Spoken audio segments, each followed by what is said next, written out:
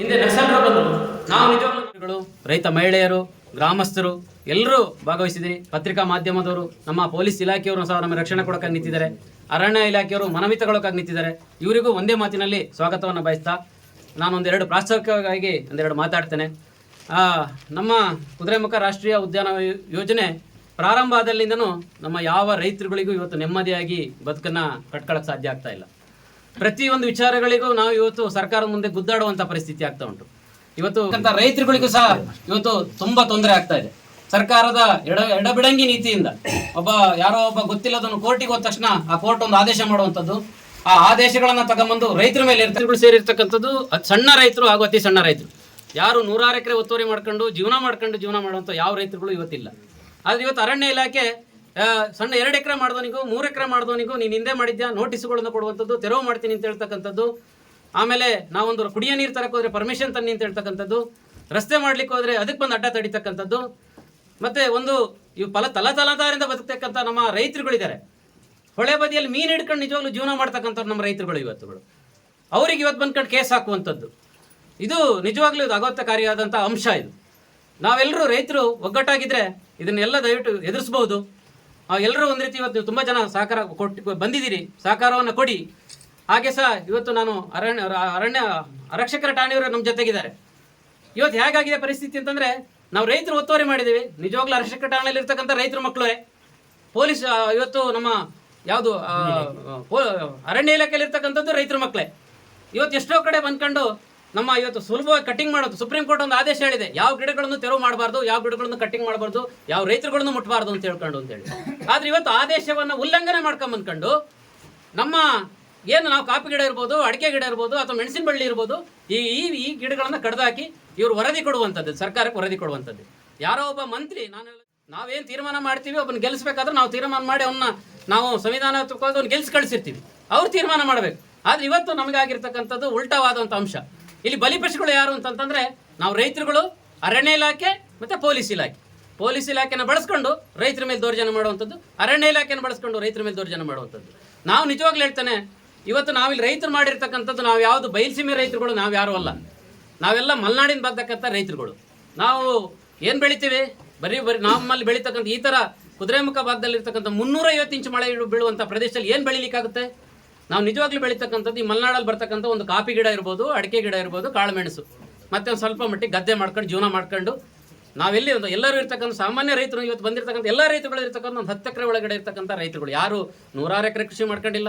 ಆಯ್ತು, 100 ಎಕರೆನೇ ಕೃಷಿ ಮಾಡ್ಕೊಂಡಿರ್ತಕ್ಕಂಥ ರೈತರುಗಳು ಅಂತಾನೆ ತಗೊಳ್ಳಿ. ಇವತ್ತು ದೇಶಕ್ಕೆ ಆದಾಯ ಮಾಡಿಕೊಡ್ತಾ ಇಲ್ವಾ?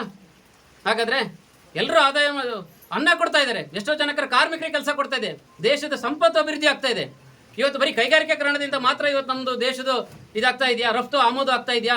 ಇದು ಸಹ ಕಾಫಿ ಇರ್ಬೋದು, ಏಲಕ್ಕಿ ಇರ್ಬೋದು, ಕಾಳುಮೆಣಸು ಇರ್ಬೋದು, ಇದೆಲ್ಲ ನಾವೆಲ್ಲ ರೈತರು ಬೆಳೆದ್ರು ಮಾತ್ರ ಈ ಸರ್ಕಾರ ಉಳಿಯುತ್ತೆ. ಇವತ್ತು ನಿಜವಾಗ್ಲೂ ಅವೈಜ್ಞಾನಿಕ ನೀತಿ ಕಾರಣದಿಂದ ತುಂಬ ರೈತರುಗಳಿಗೆ ನೋವಾಗ್ತಿದೆ. ಇಲ್ಲಿ ಎಲ್ಲ ಇವತ್ತು ಪ್ರತಿಯೊಬ್ಬ ರೈತರಿಗೂ ಸರ್ಕಾರದ ಆದೇಶಗಳಿದೆ, ಕೋರ್ಟ್ಗಳ ಆದೇಶ ಇದೆ, ಜನರಿಗೆ ಹಕ್ಕುಗಳನ್ನು ಉಳಿಸ್ಕೊಟ್ಟಿದೆ. ಇದನ್ನು ಯಾರು ಮಾತಾಡ್ತಾ ಇಲ್ಲ. ನಮ್ಮ ಅಧಿಕಾರಿಗಳಿಗೆ ಹೇಳಿದ ತಕ್ಷಣ ಕೆಲವರಿಗೆ ಅದು ಇಲ್ಲಿ ಕೇಳ್ತಾರೆ, ಇದು ಆ ಸೆಕ್ಷನ್ ಹಾಗೆ ಹೇಳುತ್ತೆ, ಈ ಸೆಕ್ಷನ್ ಹೀಗೆ ಹೇಳುತ್ತೆ, ಸೆಕ್ಷನ್ಗಳನ್ನು ಮಾತಾಡಕ್ಕೆ ಬರ್ತಾರೆ, ತುಂಬ ಸುಲಭ ಸೆಕ್ಷನ್ಗಳು ಮಾತಾಡಕ್ಕೆ ಬರ್ತಾರೆ. ದಯವಿಟ್ಟು ನಾನು ಹೇಳ್ತಕ್ಕಂಥದ್ದು, ಪ್ರಜಾಪ್ರಭುತ್ವ ವ್ಯವಸ್ಥೆಯಲ್ಲಿ ಬದುಕುವಂಥ ಹಕ್ಕನ್ನು ಕೊಟ್ಟಿದೆ. ನಾವು ಯಾರು ಅತಿ ಆಸೆಗಾಗಿ ನಾವು ಏನು ದೌರ್ಜನ್ಯ ಮಾಡಿ ಕಾಡು ಕಡ್ದು ಮಾಡಿರ್ತಕ್ಕಂಥಲ್ಲ.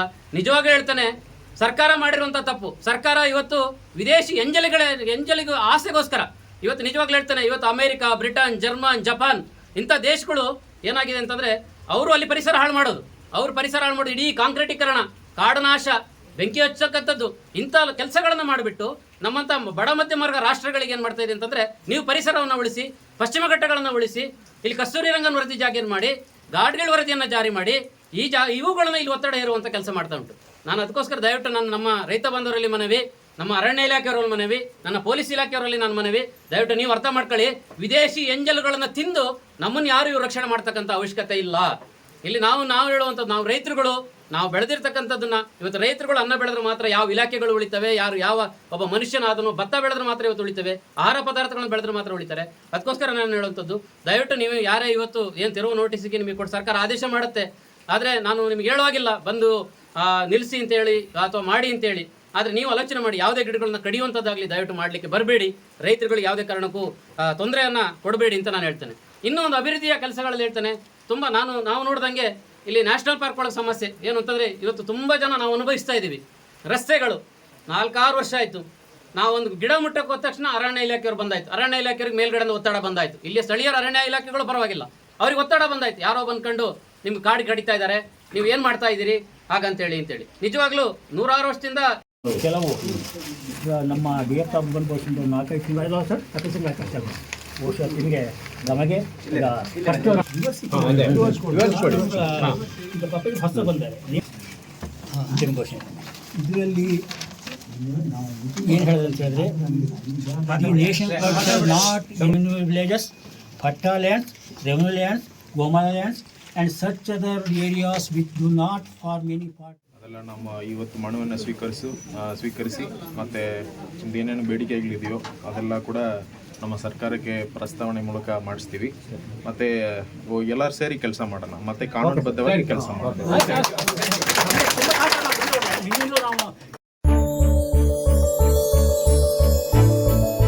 ಕ್ಷಣ ಕ್ಷಣದ ಸುದ್ದಿಗಳನ್ನು ವೀಕ್ಷಿಸಲು ನ್ಯಾಷನಲ್ ಮೀಡಿಯಾ ಕರ್ನಾಟಕವನ್ನು ಈಗಲೇ ಸಬ್ಸ್ಕ್ರೈಬ್ ಮಾಡಿ.